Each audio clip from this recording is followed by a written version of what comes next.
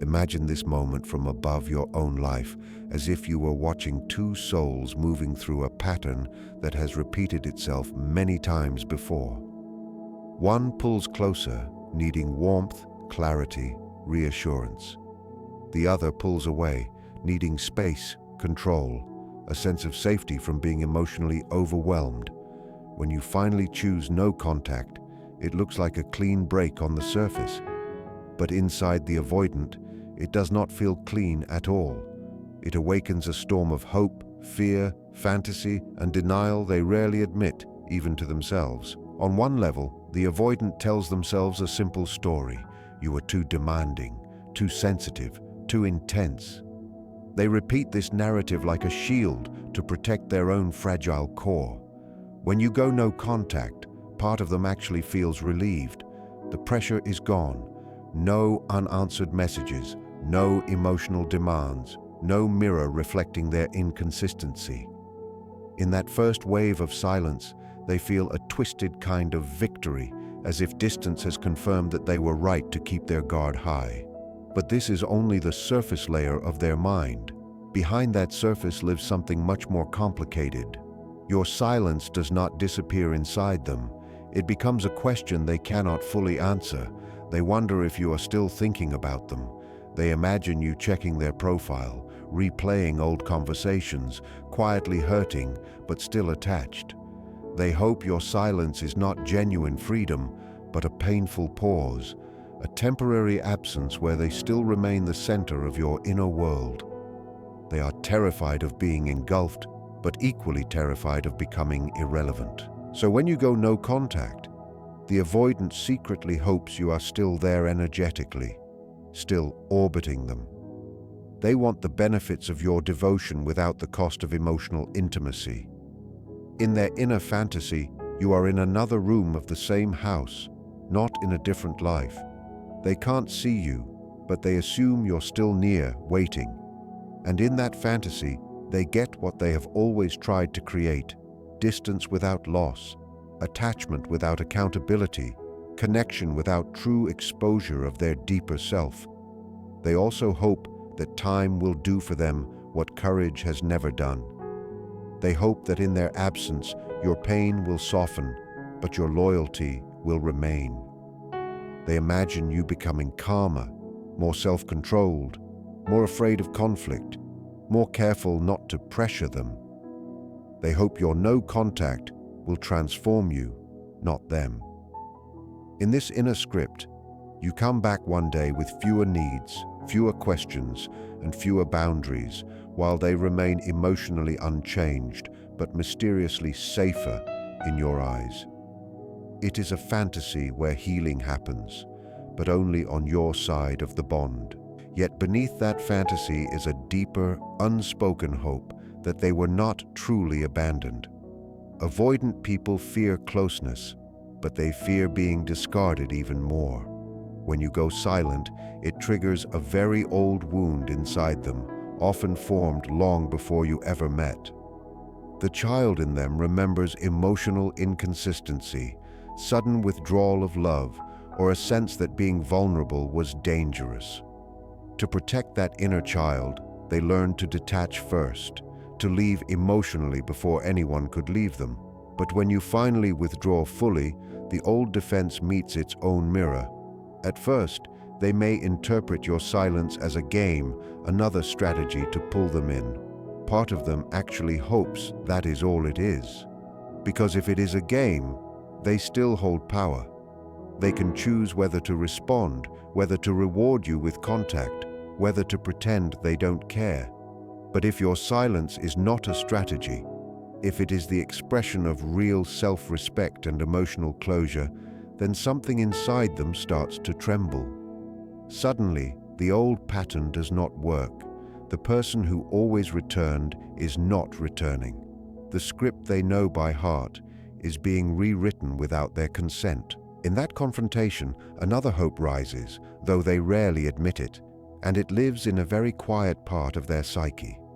They hope, on some level, that your leaving will finally force them to look at themselves. They hope, in a way that frightens them, that your absence will expose the cost of their constant avoidance. They don't consciously think, "I want to grow," but they feel an unnamed discomfort, an emptiness that success, distraction, or new connections cannot fully erase. They have lost someone who saw them deeply, and their usual rationalizations begin to sound thin, even to their own ears. What they fear most is the realization that you are not holding the door open anymore. The avoidant hopes, often without words, that even in no contact, a door remains slightly unlocked, that if they ever need comfort, validation, ego repair, or proof that they were once loved, they can return and find you there, emotionally waiting. When they start to sense that your silence is not a performance but a boundary, that hope turns into anxiety, not because they suddenly discovered a new kind of love, but because they are confronted with the reality of their own limitations. Your no contact does something they never truly wanted. It breaks the illusion that they can always come back to the same version of you, the you who tolerated crumbs, the you who explained yourself endlessly, the you who softened every time they withdrew. In the space you have claimed, you begin to change. You learn to sit with your own pain instead of chasing them for soothing. You begin to see your patterns, the ones that kept you trapped in emotional negotiations where you were always asking to be chosen. You grow, quietly, steadily, unseen by them. One day, perhaps, they check your energy from afar. Maybe they see you in a new chapter of your life, or they simply feel the absence of your attention. What they hoped for and what they now witness are not the same.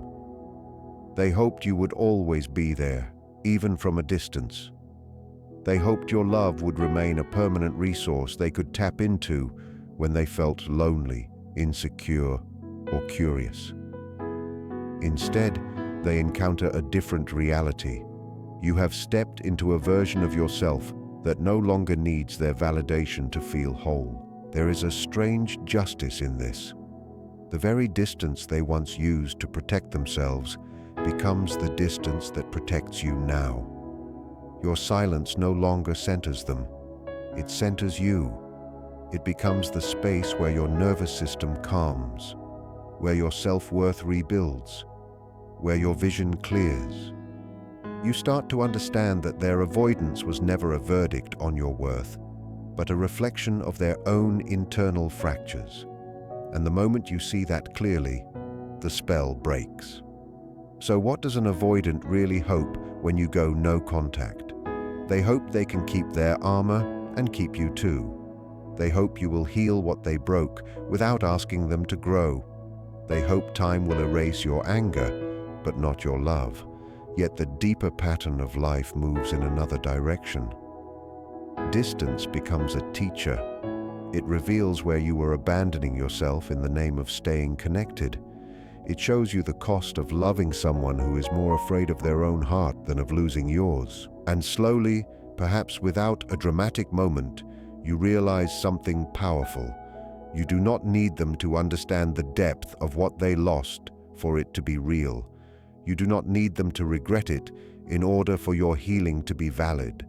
Their hopes, their defenses, their inner stories belong to them. Your silence is no longer a strategy to get them back. It is a declaration that you are finally returning to yourself. When you go no contact with an avoidant person, it might look on the outside like you disappeared, like you shut the door and walked away for good. But inside their psyche, your silence is not experienced as a clean ending. The first thing they quietly hope is that your withdrawal is temporary, that it is a storm, not a true sunrise on a new life. They hope you are still emotionally tied to them, still replaying the good moments and the painful moments, still wondering if you did the right thing by stepping away. They want to believe that even if you are out of reach, you are not truly out of orbit. This is because an avoidant carries a deep conflict inside. They crave connection and fear it at the same time. When you were available, they felt pressured by your presence, exposed by your emotional honesty, sometimes overwhelmed by how much you cared. But when you go silent, the very thing they thought they wanted, distance, suddenly becomes too quiet, too sharp, too real. To soothe themselves, they create an invisible thread in their mind that still connects you to them. In their imagination, you are scrolling back through old photos, checking their status, or wondering what they are thinking, even as you say nothing. They secretly hope that your silence is not freedom, but tension. They picture you lying awake at night, going over every conversation, every misunderstanding, every moment where you think maybe you were too much or not enough. They want to believe your heart is still caught in the same loop, because that means they haven't truly lost their emotional hold over you. Even when you are gone, they want to feel that they still matter, that you are wrestling with their absence the way you once wrestled with their emotional distance. On a deeper level, they hope your silence is a test, not a boundary. If it is a test, they can decide whether to pass or fail on their own terms. They can tell themselves they'll reach out eventually, or they're just trying to get a reaction. This keeps them in a position of control. They do not have to confront the idea that you might have chosen yourself over them, that your decision was not a strategy, but a necessary act of self-respect. By seeing your silence as a temporary storm, they protect their ego from the terrifying image of you moving on without them. Inside, the avoidant mind is split. One part is proud, detached, rational, insisting that they are fine, that you were too emotional, too demanding, that any distance is proof that they did the right thing by staying guarded. The other part is quietly watching that empty space where your messages used to appear, sensing the shift in energy, feeling something missing but refusing to name it. Hope becomes a way to avoid grief. If they can believe you are still emotionally hooked, they never have to fully mourn the loss of you. This is why they often stay half-present in subtle ways. They might watch your stories without engaging, keep old photos, hold on to small tokens tied to you, or revisit conversations in their head. These are not acts of pure nostalgia. They are ways of feeding the fantasy that the bond still exists, just on a different channel. They want the comfort of knowing you still care without facing the risk of opening up and actually saying, "I miss you," or "I am afraid I pushed you away." They also hope your silence will eventually crack, that one day, out of loneliness, curiosity, or unresolved longing, you will send a message, even something small like, "Hey, how have you been?" That tiny gesture would confirm their belief that your no contact was never complete detachment, just an emotional storm that has now passed. It allows them to tell themselves they were right all along, that you could not truly let go, that they still occupy a sacred place in your inner world, even if they never earned that loyalty in a consistent way. In this quiet hope, there is an illusion they fiercely protect, the illusion that they can keep their walls and keep your love at the same time. If your silence is only a temporary storm, they do not have to question their avoidance, their inability to stay present, their tendency to disappear when things become too real. They can keep believing that closeness is dangerous, while also believing that you will always be there, waiting in the background of their life, ready to return when the weather inside them feels safe again. When you go no contact with an avoidant, one of the most paradoxical things they quietly hope for is that this distance will work in their favor. On the surface, they might act indifferent, even relieved, as if the lack of communication has finally brought them peace. But underneath that mask, there is a very specific hope forming. They want the silence to wash away the emotional tension, the unresolved arguments, the unmet needs, without forcing them to step into the discomfort of accountability. They hope that time will clean what they are too defended to touch. For an avoidant, responsibility in relationships often feels dangerous. Taking responsibility means admitting impact, seeing how their withdrawal, mixed signals, or emotional coldness have hurt someone who trusted them. That kind of self-confrontation threatens the internal structure they built long ago to survive emotional overwhelm, so when you step back and cut off contact, they unconsciously frame it as a kind of reset button. They hope that by not talking, everything will eventually calm down on its own, that your nervous system will settle, that your anger will cool, that your heartbreak will lose its intensity, all without them having to say, "I know I hurt you." In that fantasy, no contact becomes a cleansing fire that burns away only your pain, not their guilt. They imagine you processing your emotions alone, doing your healing work, maybe even blaming yourself more than you blame them. They hope you will come out of it softer, quieter, less insistent on depth, more willing to accept whatever level of closeness they can tolerate.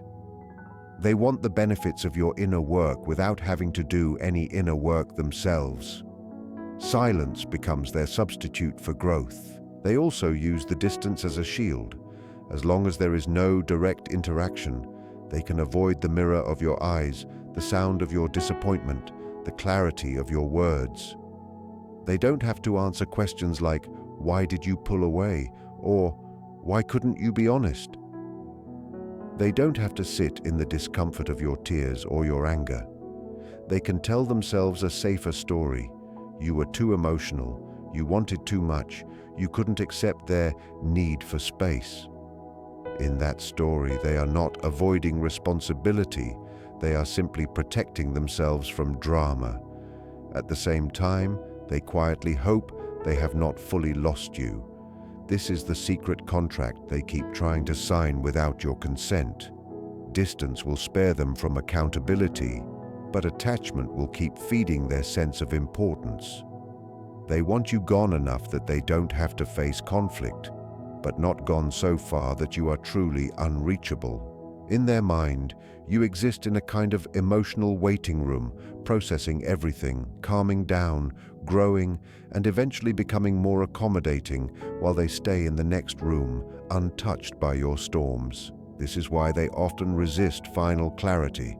They might avoid direct closure conversations, ignore messages that ask for explanations, or disappear just when a real emotional reckoning is required. Clarity would force them to choose. Either step up and own their part, or admit openly that they cannot or will not meet you where you are. Both options threaten the protective stories they tell themselves, so they cling to a third option. Silence as a delay, silence as a fog, silence as a way to keep everything undefined. Undefined relationships are easier to escape from and easier to return to when it suits them. They hope that when enough time passes, the emotional charge of everything will weaken. The specific memories of what they said, how they pulled away, or how you cried will blur at the edges in your mind. They are counting on the human tendency to remember the highlights and soften the sharpness of pain. They want you to remember the laughter, the chemistry, the rare moments of tenderness, more than the ache of feeling alone beside them. And if that happens, they believe you might reopen the door one day, not to demand answers, but simply to reconnect as if the past were not as heavy as it once was. Yet all throughout this inner strategy, there is a quiet contradiction. By hoping the distance will erase tension without demanding growth, they are asking life for an impossible arrangement. They want intimacy without vulnerability, attachment without responsibility, a bond that does not require them to step into the places inside themselves that scare them the most. They hope your heart will do the hard work of transforming all the pain into softness, while they stay hidden behind the same familiar walls, still convinced that this time, somehow, it will be enough. When you go no contact, one of the most hidden fantasies inside an avoidant psyche is that you will do all the emotional work for both of you, and then come back fixed in a way that makes them feel safer without forcing them to confront anything within themselves. On the surface, they might call you too sensitive, too demanding, too emotional, but underneath that criticism lies a hope that you will go away, reorganize your entire emotional world, and then return as a version of yourself that never activates their fears. They want the relationship to feel easier, and they imagine that the easiest solution is not their own transformation, but your transformation. At the core of this is a deep fear of their own inner wounds. For many avoidant people, emotional closeness does not feel warm and safe. It feels like a place where they could be invaded, judged, controlled, or exposed. When you ask for honesty, consistency, or reassurance, they do not just hear your words. They feel an old echo of childhood experiences where someone needed something from them that they could not safely give. Your desire for connection presses on those old fault lines, so instead of saying, "This scares me," they tell themselves, "You are the problem." Your needs become the scapegoat that keeps them from looking at their own unfinished pain. So when you finally pull away, they wrap themselves in a comforting narrative. They think, "Good, now they have space to work on themselves," while secretly hoping that what you work on is not your boundaries or your standards, but the parts of you that ever questioned them. In their ideal fantasy, you go off into silence and emerge more self-contained, less likely to ask where you stand, less likely to seek reassurance, less likely to call out their withdrawing patterns. They want you healed in the sense that you no longer bother their defenses. Healing to them often means you no longer trigger their anxiety, not that they have learned to soothe their own. They imagine you coming back with a calmer nervous system while theirs remains just as guarded. You return more regulated, more patient, more accepting of their distance, more philosophical about their inconsistency, while they still feel free to shut down emotionally when things become too intense. In this dream, your growth becomes a cushion for their avoidance. Your self-awareness becomes a soft blanket that covers the stark reality that they are still afraid of real intimacy. They want you to come back knowing how to manage them better, how to not overreact, how to avoid the conversations that make them feel cornered or exposed. There is a strange kind of entitlement in this hope. They are asking life to arrange the emotional world in such a way that they never have to step into their own shadow. Instead of asking, "What part of me gets activated when someone gets close?" they hope you will learn to walk around their triggers like fragile glass. Instead of exploring why it is so frightening to be depended on, they want you to become endlessly self-sufficient while still offering them affection when they want it. You are supposed to be healed enough not to ask too much, but still open enough to give on demand. They might even dress this fantasy in spiritual or psychological language. They tell themselves and others that you need to work on your issues, that you have attachment problems, that you need to become less reactive. Some of that may contain truth because everyone has work to do, but notice where the emphasis lands. Their story often leaves no room for their own abandonment patterns, their own fear of being seen, their own tendency to disappear when vulnerability arrives. The problem is placed entirely outside them, safely projected onto you, so they never have to question the architecture of their own defenses. In their inner world, your no-contact period becomes like a workshop you attend alone. You are the student, the patient, the one in training. They unconsciously assign themselves the role of examiner who will decide later whether you have graduated into someone easier to love. They hope you will come back with new tools for self-soothing, new techniques for not taking their distance personally, new ways to swallow your disappointment without bringing it to them.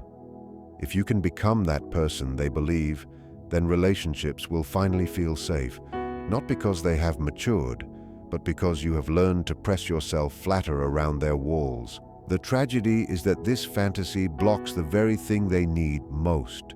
Real intimacy only grows when both people are willing to meet their own inner fractures with honesty. When one person does all the work and the other hides behind the story that they are simply independent or not emotional, the relationship becomes unbalanced. Your growth might make you more compassionate, clearer, and calmer, but it will also make you less willing to tolerate crumbs. As you truly heal, you become less interested in twisting yourself to fit environments where love is rationed, and that is the one outcome their fantasy does not account for. When you go no contact with an avoidant, one of the most powerful yet invisible hopes inside them is that the story still revolves around them, even without a single word being exchanged. They may not admit this out loud, but deep in their private narrative, they still cast themselves as the central figure in your inner world.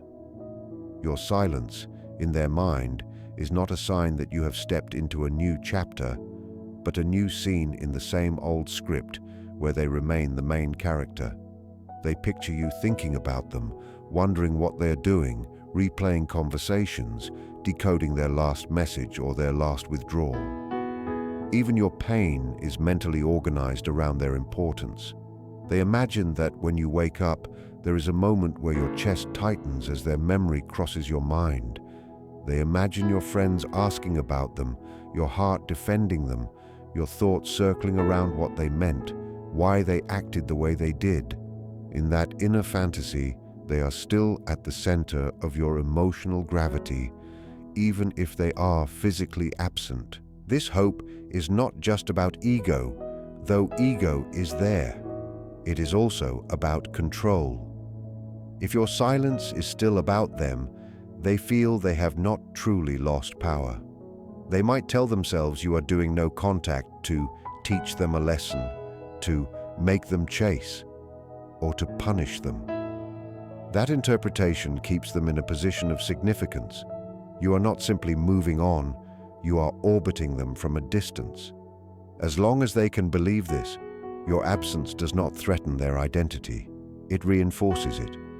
They interpret your quiet as an expression of unresolved devotion. In their internal story, you are the loyal figure who retreats into the shadows but never really leaves the stage.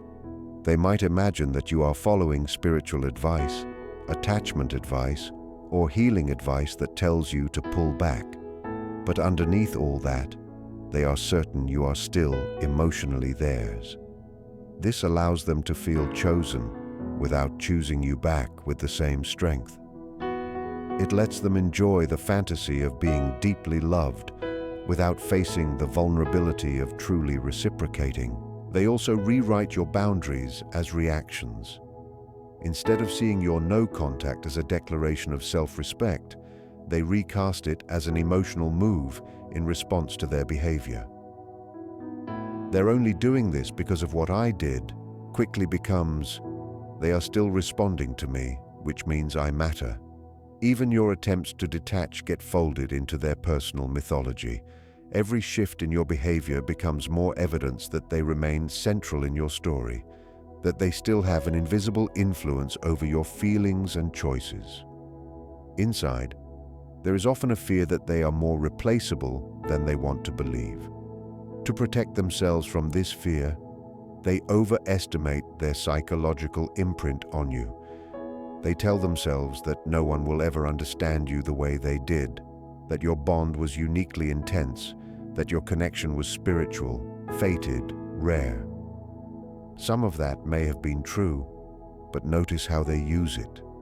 Those ideas become proof that you could not possibly walk away for real, that your silence is only a pause in a story that always comes back to them. They may even engage in small, subtle behaviors to feed this belief. Watching your stories, checking your profile, scanning your posts, asking mutual friends about you, or dropping cryptic likes at random times. These actions are less about genuine curiosity and more about reassurance. If they see signs that you are still single, still sad, still posting things that could be about them, they feel secretly validated. The narrative that they remain the emotional center of your life is confirmed, and their fear of being truly forgotten is temporarily soothed. At the same time, they resist imagining an alternative story where your life is no longer organized around their presence. The image of you laughing freely, connecting deeply with others, building a life where they are just a distant memory, quietly threatens the structure of their self-image. It confronts them with the possibility that they were not as indispensable as they believed. Rather than sit with that humility, they retreat into the safer fantasy that your heart remains suspended around what happened between you, unable to fully move forward. This is why genuine detachment from you feels so different from the version they created in their mind. When your energy really begins to shift, when your thoughts are no longer consumed by them, when your choices begin to reflect self-trust instead of longing, something they depended on begins to fade. They can no longer assume that every silence, every unread message, every day without contact is a sign of hidden obsession. Sometimes it is simply a sign that you are living in a story where they are no longer the central figure, and that is a reality their inner narrative was never designed to hold. When you finally go no contact, one of the quietest hopes inside the avoidant is that time will work like a selective eraser in your heart.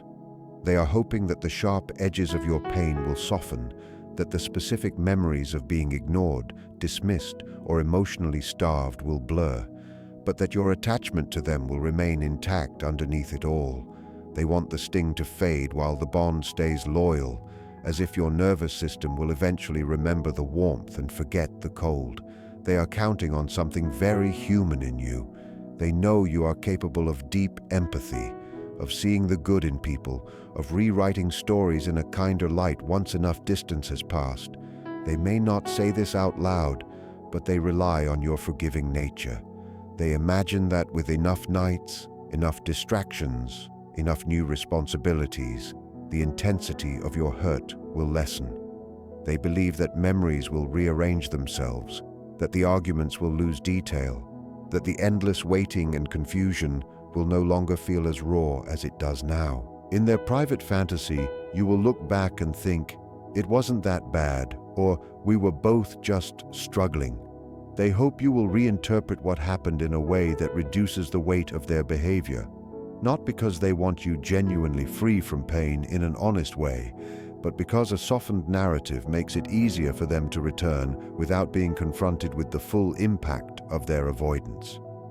If your pain becomes vague, they never have to fully face how deeply their emotional distance pierced you. At the same time, they do not want time to weaken your loyalty.